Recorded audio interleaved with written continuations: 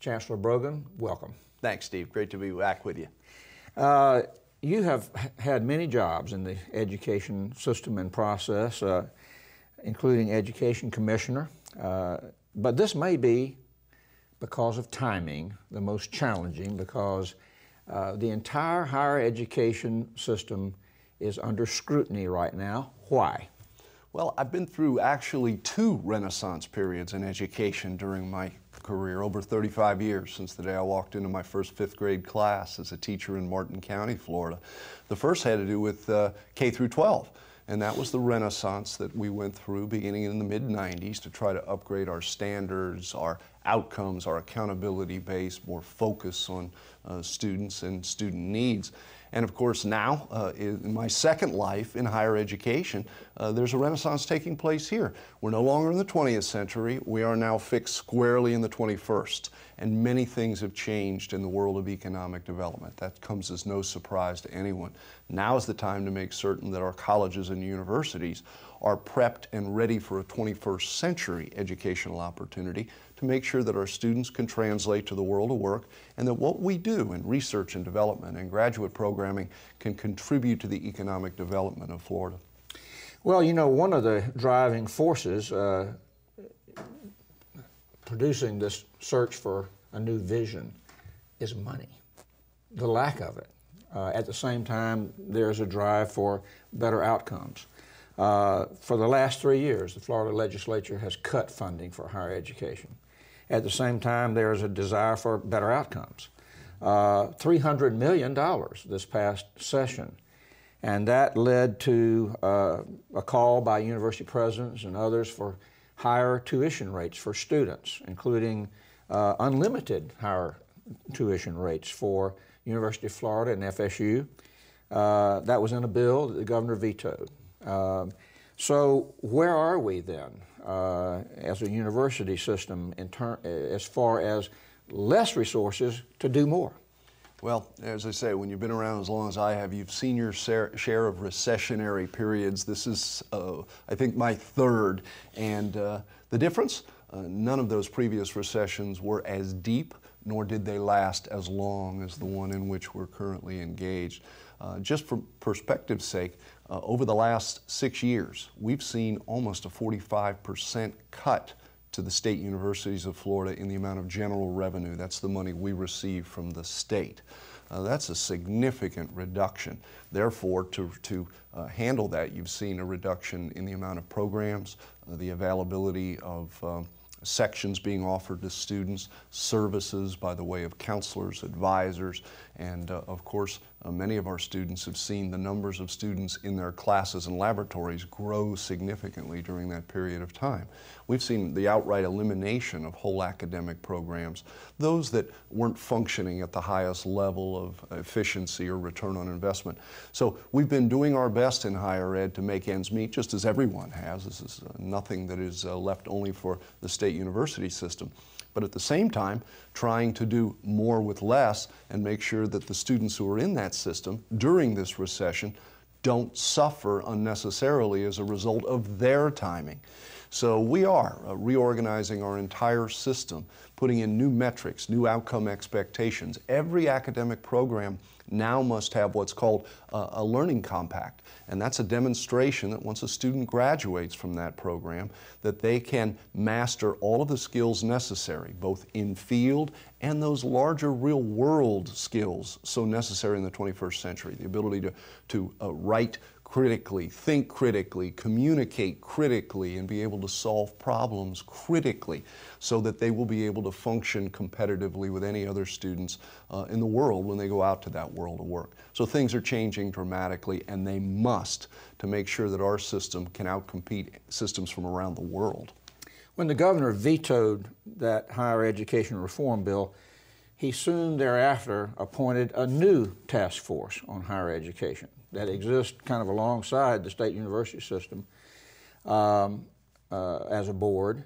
And he's calling for more accountability, trying to define the role of each specific university, trying to say, how can we cut more, and calling upon this 7-member task force to come up with its own vision. Now, I know from having read the vision statement of the current, your board, that you are looking down the road some 25 years trying to define some of the same ends.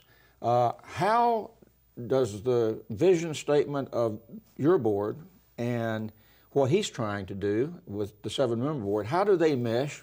How are you trying to take them into account? Well, we have a governor who is passionate in his belief that higher education can help lead the way to a brighter future for not just the students, but the Sunshine State. And that's at all levels of undergraduate, graduate, research programming, but also all the way back to pre-K through 12. Everybody who runs for office says, I'm for education. That's usually where a lot of it ends. This governor's passionate about this, and he's passionate about higher education. Just again for a little context for your viewers, I work for a 17-member board of governors. They are the overarching board for 11 state universities, the second largest state university in the United States, over 325,000 students. Each of our 11 universities has its own 13-member board of trustees, and they work with their president. The Board of Governors has been working for the past 3 years to develop, as you mentioned, a long-term strategic plan, individual work plans for each university to make certain that each is aligned with the other, but also to enhance the differentiated mission of each of those 11 universities. Steve, we have everything from New College, which has 850 undergraduate baccalaureate degree honors students, liberal arts, all the way to the University of Florida, a major comprehensive research institution, and everything in between. So they do many things in common because they're all universities, but at the same time, each is unique. And what the Board of Governors has been doing is trying to arrange the academic program and the mission of each university, again, not only to align, but to tease out what makes one different from the other. Put it all together, our hope is that they will plug directly in better stead in the 21st century to the economic development future of the state of Florida. Even though our tuition, undergrad in-state, is one of the lowest in the country. It's ranked 45th in the nation at about $5,500 a year tuition for a full-time student. The governor felt, based on the preeminence bill that would allow the University of Florida and Florida State to go much higher than that, to get them into the top 10 and help get the FSU into the top 25, that it was a bit early, that we still needed to do more work with the Board of Governors to align those metrics, align those differentiated missions, and I would suspect when we look at this issue again a year from now, we'll have a different outcome. Okay. Let's talk about something that the public doesn't really think about much, but you must. Something called Pico, Public Education Capital Outlay. That's the fund that's established for the universities and K through 12 and the state colleges, I think, to draw from to build and maintain buildings as the demand for more students increases and so forth. And you and the Commissioner of Education had to put out a memo here recently saying, you know, you got to spend 16.5% less, draw less on that fund, because if you don't, we're going to run out of money. And that fund is running out of money. And you've known this for some time. And so you and the Commissioner had to do this. What are the implications for having to do this? What's wrong with the Pico Fund?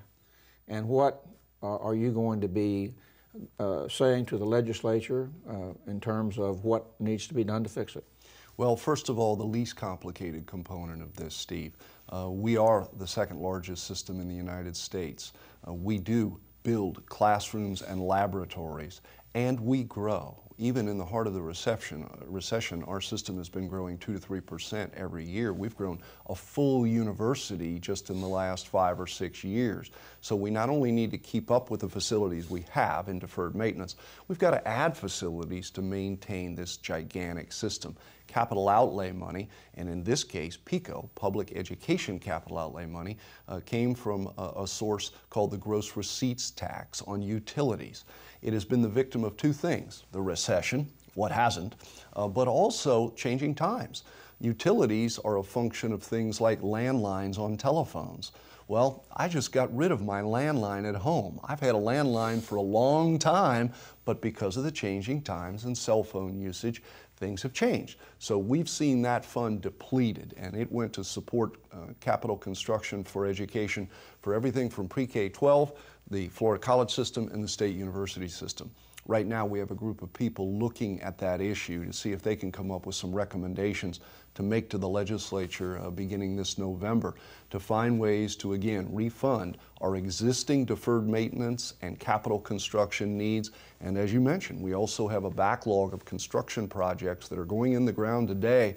Even with the generosity of the legislature this last session, we've got to make sure there's enough money there so we don't have half-finished buildings sitting in fields around the state of Florida's university system. Got about a minute left. That fund not only is for building buildings, but it's for maintaining buildings. There are a lot of old buildings on campuses around the state, right? We have universities that are 60, 70, 100 and some odd years old, and the older the building, the harder to maintain. It's just like our own homes. We always want to do great things for the future and pay that mortgage, but we have those deferred maintenance costs that go along with just keeping up a building. And the older the house, the more the maintenance, and we're no different. And that's where that money used to come from as well. Thank you, Chancellor. We'll return in a moment.